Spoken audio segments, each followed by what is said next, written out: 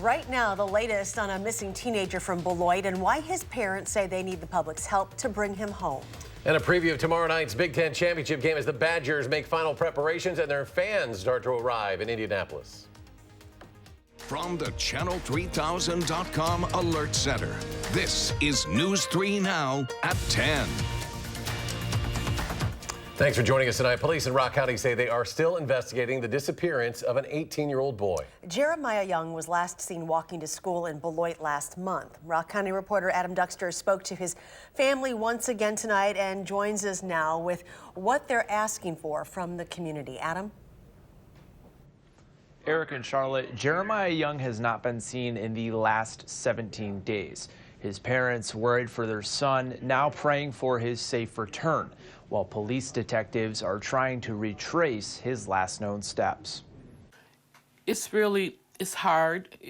It's scary that he's out here somewhere, and I don't know. Deborah Young has not seen her 18-year-old son, Jeremiah, in a little more than 2 weeks. He always tell me, that he's going somewhere and that he's coming back. On November 19th, he told his parents he wanted to walk to school, more than 1.5 miles away from their Beloit home. Concerned, his parents called the school later that day to make sure he made it safely. He hadn't. I've been praying a lot. Me and my family, we all been praying a lot. We still going out, passing out flyers. Flyers with Jeremiah's face now seen throughout downtown Beloit. A local pizza place even putting one on every box. But still no word from Jeremiah. Beloit police say they're actively investigating his disappearance, but have not been able to confirm any sightings of him since November 19th. They're asking for the public's help and for people to keep their eyes peeled, while his mother still hoping for his safe return. I just want him to know that I want him to come home or call me and let me know, that he's okay. That's what I want. If you see Jeremiah or if you hear something from someone, would you please contact the police, contact me, and let us know as soon as possible? Now, one major concern here for Jeremiah Young's parents is that he's likely been without medicine that he relies on every single day for those last 2.5 weeks. Now, we have a full description of what he was wearing at the time of his disappearance up on our website, channel3000.com. His parents say even doing something as simple as sharing that to your own page could help them in their search. The Department of Justice confirms human remains found last month are those of a 24-year-old woman from Dane County. She has been identified as Anastasia Evans, last seen May 4th in Wisconsin Dells. The remains were first discovered by a hunter in a wooded area of rural Adams County back on November 23rd. Let's turn things over to weather now. We have a nice weekend ahead. Meteorologist Dave Caulfield has our first alert forecast. Dave? Charlotte, temperatures today made it into the upper 30s, and we should be in the 40s both Saturday and Sunday before some big changes arrive by next week. Let's take a look at Doppler track right now, looking at a Wisconsin view. Southern Wisconsin, pretty quiet. We do have some flurries and snow showers to our north and west. I don't think those will visit southern Wisconsin tonight. We should be dry for most of this weekend, continuing our dry stretch of weather. I think getting close to a week by the time we welcome in some precipitation on Monday. High temperatures today in the upper 30s and even some low 40s showing up in spots closer to southwestern Wisconsin. Those temperatures, though, have dipped into the upper teens and low 20s already, so a big drop over the last few hours or so, and a big drop compared to where we were yesterday, about 10 degrees colder compared to this time on Thursday. Your day planner showing those temperatures continuing to fall through the 20s with mostly clear skies overnight, then partly cloudy, partly sunny skies tomorrow with highs right around 40 degrees. We'll talk about some minor accumulating snow and big time cold on the way for next week in your first alert forecast. Dave, thanks. With just more than 2 weeks remaining in the annual Red Kettle campaign, the Dane County Salvation Army is hoping 3 match days will help make up for a shortage of donations. The first match day is tomorrow at Associated Bank. As of today, the campaign has raised only 17% of its $600,000 goal. They say 65% of the bell ringing shifts also remain unfilled. The other 2 match days will be December 14th and 21st. The campaign runs through 8 p.m. on Christmas Eve. Students at Oshkosh West High School were back in class today, the first time since an attack and shooting inside the school on Tuesday. A 16-year-old student stabbed the school resource officer, prompting the officer to shoot the teen. Both are expected to survive. Meanwhile, a probable cause statement was signed, allowing the teen to be jailed until a court hearing is scheduled. However, it's not known when that hearing will be held. 2 of the teenagers involved in a high-speed crash in a stolen car this week are being held at the Juvenile Detention Center. Prosecutors say they both have a history of car thefts. A third has been released to their parents. This is the scene of the crash Wednesday. Prosecutors say one of the 2 being held had 2 other stolen key fobs on them at the time of the crash. They say the teens drove past a middle school at 60 miles per hour and were driving 80 down East Washington Avenue before the crash. No injuries were reported this morning following a 3-story commercial fire in Milwaukee. It first broke out around 4:30 a.m. The roof collapsed in, and Milwaukee firefighters battled those flames for hours. The building housed a Metro PCS phone store and a hair salon. The Wisconsin Department of Health Services is investigating multiple cases of adenovirus on college campuses around the state. They confirmed cases at UW Madison, Oshkosh, and La Crosse. Adenovirus infections commonly cause respiratory illness, which can range from cold and flu-like symptoms to bronchitis. The impeachment inquiry will continue Monday morning. The House Judiciary Committee will focus on the findings of the Intelligence Committee's 2-month-long investigation. Articles of impeachment could be drafted as early as next week. The White House has announced its lawyers will not participate in the hearing. And the legal fight for President Trump's financial records is now on hold. Justice Ruth Bader Ginsburg put a temporary hold on House subpoenas for documents from 2 banks. She's ordered the House to respond to the president's request to block the subpoenas. The House has until December 11th to respond. The court also said a lower court ruling against the president has been put on hold. That ruling ordered documents from the banks to be turned over. The lower court's ruling is on hold until next Friday. California Congressman Duncan Hunter says he plans to resign from his seat after Christmas. The Republican faces up to 5 years in prison after pleading guilty to misusing $250,000 in campaign funds. Hunter initially claimed it was all a witch hunt, and after last year's indictment, he won re-election. In June, Hunter's wife began cooperating with prosecutors and agreed to testify against him. He will be sentenced in March. A student pilot from Saudi Arabia opened fire at a large U.S. naval base in Pensacola, Florida. 3 people and the shooter were killed while 8 were wounded, including 2 sheriff's deputies. CBS News correspondent Naomi Ruckham has more. We have multiple patients at the front gate. Send as many EMS units you have available. Gunfire broke out early Friday morning when a trainee from Saudi Arabia stormed a classroom at Naval Air Station Pensacola in Florida. 3 people lay dying and others injured before a sheriff's deputy shot and killed the suspect, a member of the Saudi Air Force. We are in shock. This is surreal. CBS News has learned the gunman was Mohammed Saeed al-Shamrani. We are not prepared at this hour to confirm what may have motivated the shooter to commit this horrific act. He was in training at the Naval Air Station, the Navy's primary base for aviation training. The Pentagon says the suspect had been in the U.S. since 2017 and was scheduled to stay until next August. We have students from several different countries that come here. They learn aviation, they become naval aviators while they're here. It's something that we've been doing for quite a while, and it's with our partner nations. President Trump says the Saudi king called to express condolences. The king said that the Saudi people are greatly angered by the barbaric actions of the shooter. I think there's obviously going to be a lot of questions about, this individual being a foreign national. Like most Americans on the base, the Saudi airman was not supposed to be armed. The base commander says, with few exceptions, only security personnel are supposed to carry weapons. That's now part of the FBI's investigation. Naomi Ruckham, CBS News. Defense Secretary Mark Esper said in his statement he is considering several steps to ensure the security of U.S. military installations and the safety of American service members and their families. Tomorrow is a big day for the Navy. It is the christening of the newest aircraft carrier, the John F. Kennedy. The ceremony will be held in Newport News, Virginia. The carrier has been under construction since 2015 and is now about 2/3 complete. The carrier is the second to be named after John F. Kennedy. His daughter is the ship's sponsor. Admission to EAA AirVenture in Oshkosh will be free for people 18 years old and younger for at least the next 2 summers. The Experimental Aircraft Association says it wants to introduce more young people to the, quote, possibilities in the world of flight. The Boeing company is paying for the cost, and the price of adult tickets will have a small additional fee.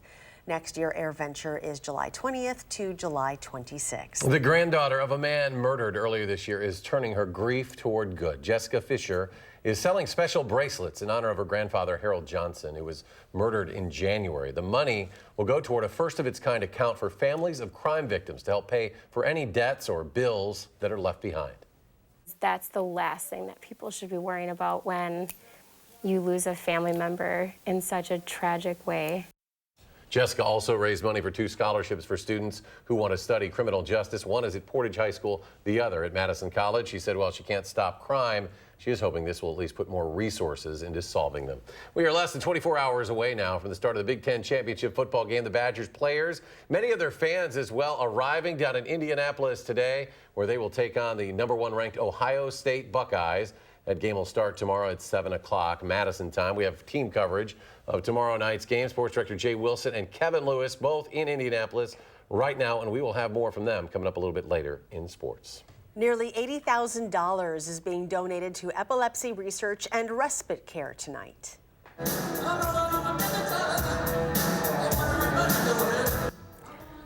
Mike Gamal lost his son Joey to epilepsy in 2010, but now he is giving back to the research foundations that helped him and his family. Gamal started Joey Song. It's a local organization that raises funds and puts on concerts throughout the Madison area. Well, tonight, Joey Song is hosting a sold-out rock and roll concert at the Barrymore Theater. It can feel really lonely, especially when a child is first diagnosed, and because there's a lot of your future kind of feels like it goes away in a lot of ways. In addition to the money the concert raises, Gamal says networking can help families in situations like his. The concert is being streamed live right now, and the link can be found on our website at channel3000.com. Still ahead tonight, the state capitol rotunda gets a little festive. Plus, local shipping companies are battling the online shopping holiday rush. Stories next. Stay with us. For a clear, easy-to-understand forecast, watch First Alert Weather.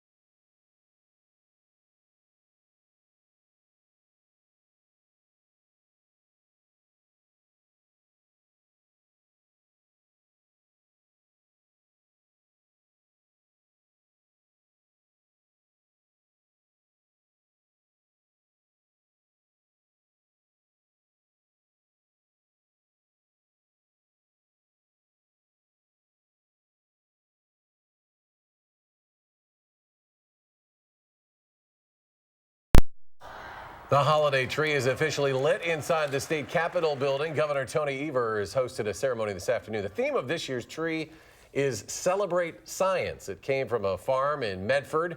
It's decorated with more than 2,000 LED lights and ornaments made by Wisconsin school children. Postal carriers are predicting this will be their busiest holiday season ever for online orders. Staff members at the UPS store in Middleton estimate about 750 million packages will be delivered through just UPS alone this season. What makes it even more challenging is that online shopping is becoming more and more popular. And this is the first time in 7 years that Thanksgiving and Christmas have been so tightly packed together. So they're trying to get more done in less time. We're going to get everything in the system to the best of our ability, but trucks only have so much space. There's only so much real estate within those trucks to be able to actually send everything through. Some things are going to just take a little bit longer and get delayed. That's just how the logistical facts of it, with how many more packages there are this time of year. To make sure your packages are delivered to their destinations, they urge you to require signatures on your packages. They've already seen millions of packages stolen.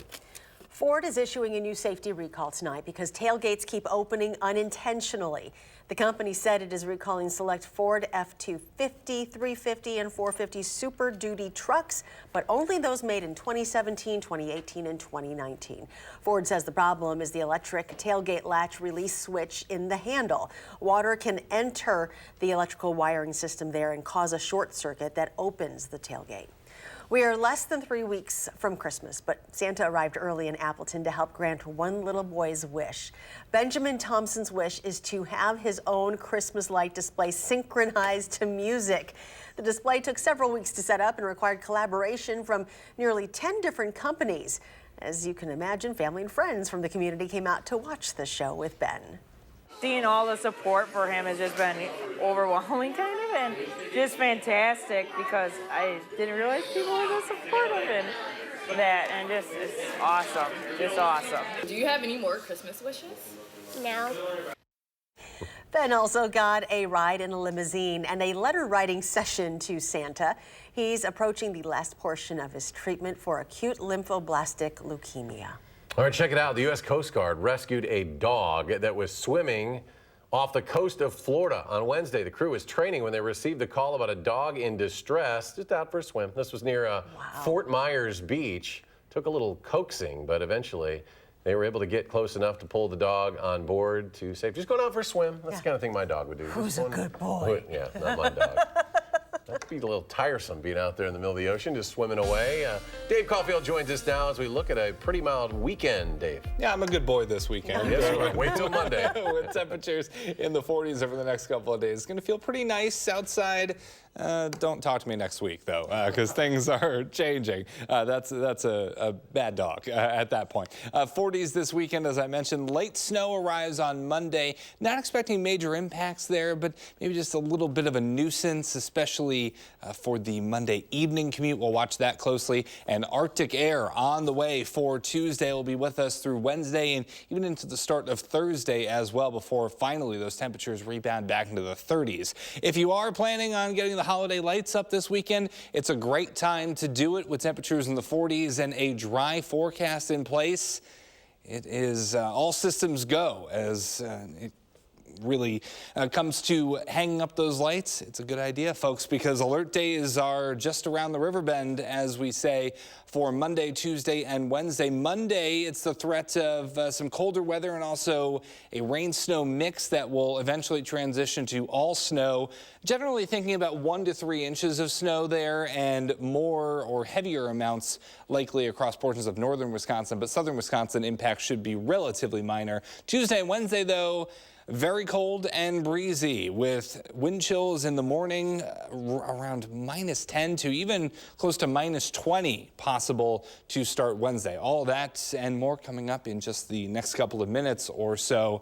And as I mentioned, about 1 to 3 inches of snow for Monday into early Tuesday morning. Really, the accumulations are going to depend on exactly when we see that changeover from sort of that rain-snow mix to just snow, as temperatures will be falling quickly once they do start to fall through the 30s and 20s. Speaking of the 30s, that's where highs were today in the upper 30s, about 5 degrees above normal for this time of year. And temperatures right now already in the low 20s with those mostly clear skies allowing a lot of that mild air that was in town today to escape back up into the atmosphere, and calm winds, that's a recipe for those temperatures to drop quickly. So we may actually see those temps dip into the upper teens tonight. So right now we're at our low temperature. Oh boy. So temperatures are going to be around 20 degrees as we start off our Saturday morning. For tomorrow, I do think highs will reach the low 40s in Madison, partly sunny. A little bit milder than we should be for this time of year, and conditions will become a little bit breezy as well. On Future Track, we notice pretty quiet conditions on the way for Saturday with plenty of sunshine. Mostly cloudy skies visit us later on Sunday, but highs still should make it into the mid-40s. Then we'll see that snow, rain snow mixed to just snow on Monday. Tuesday and Wednesday, the cold weather is here, as I mentioned. These are potential wind chill values to start off Wednesday, anywhere from about -10 to even close to -20 across portions of southern Wisconsin, including Madison. So we're definitely going to need to bundle up as we get into the middle of the week. And temperatures are only in the teens for highs Tuesday, Wednesday, and Thursday. We do get back into the 30s for Friday and Saturday, but we may need to talk about some more light accumulating snow by the time we get to next weekend. Okay, we'll wait till then. Yeah. Thank you. Thanks, Dave. I already know about the Big Ten title game tomorrow, but also Badger volleyball team in action, continuing its quest for a national title. Up highlights from round one at the Fieldhouse next in sports.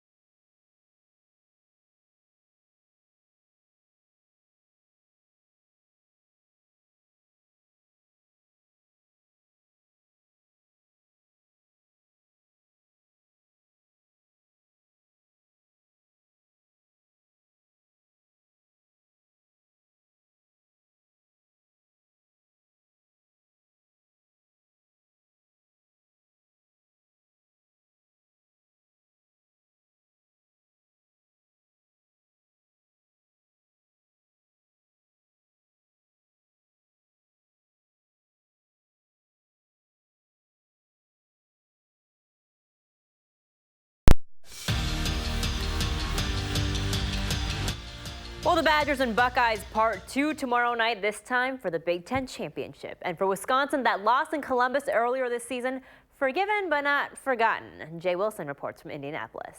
About that 38-7 Ohio State win in Columbus 5 weeks ago, Paul Chryst said today his team can learn from it, but they will not replay it.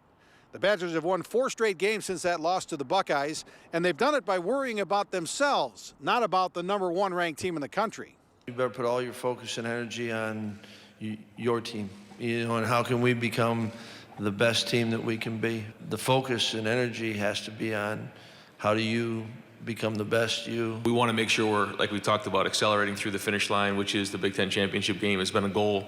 It's been on our board for a long time, and so it's all about being locked in, focusing on executing at a high level. Really, at the end of the day, it's going to come down to execution and who does their job on the field, and that's what the focus is on right now. It's rare to play the same team twice in the same season, and when it happens, there are no secrets to what the other team is trying to do. It's just a matter of making adjustments for round 2. I don't think it's a disadvantage for either teams, but you do get a sense of feel, and, obviously only the players can see that. So you can just get a feel of how fast things are going. Yeah, I think we need to win first down. A lot of times, we're behind the sticks and you get a 3 and out. So make sure we're moving the chains and sustaining drives. I think that's the biggest thing going into this game offensively. Badgers wide receiver A.J. Taylor won't play tomorrow. He's been ruled out with a knee injury for the Big Ten championship game. The Badgers are 16.5-point underdogs, but if they pull the upset, you'd figure Jonathan Taylor would have to have a big day. But his last 2 games against Ohio State, he's rushed for only 41 and 52 yards. At Lucas Oil Stadium in Indianapolis, Jay Wilson, News 3 Now Sports. All right, meanwhile, back here in Madison, Molly Haggerty and Dana Retke game faces first round of the NCAA's hosting Illinois State. Wisconsin dominating the first 2 sets, but Illinois State showing some life in the third. Sydney Haley serving here for match point, and a lot of back and forth, but Grace Loberg for the kill and the win. Badgers take the third set 26-24 for the sweep. Wisconsin will face UCLA in round 2 tomorrow night, 6 p.m. back at the Fieldhouse. The top-ranked women's hockey team hosting Minnesota Duluth, tied at 3 with under 2 to go. Alexis Mauerman going top shelf to light the lamp, and Wisconsin takes the 4-3 lead, hangs on to it, winning their 7th game in a row. The men's hockey team on the road, losing to Michigan State. Badgers outshot the Spartans 41-36, just really unable to capitalize on their chances. But game 2 tomorrow, puck drops at 6 p.m. Well, Giannis Antetokounmpo turns 25 years old today. Now, before he was drafted, he told reporters that his dream was just to be an NBA player. Well, he's done that and so much more. The reigning MVP leading the Bucks to 13 straight wins and the league's best record. Look who's in town. Kawhi Leonard taking a break from load management, apparently. Knocks down a deep 3, leading the Clippers with 17 points. But this is Bucks territory, okay? Off the bench, here comes Pat Connaughton, right, Eric Franke? Perfect from the field tonight, 13 points. Later, George Hill lobs up to the birthday boy for the slam. Bucks up 15, so he's feeling himself. Same duo, same dunk. Giannis with a game-high 27 points, 11 rebounds. Bucks win on the birthday boys night. We'll be right back.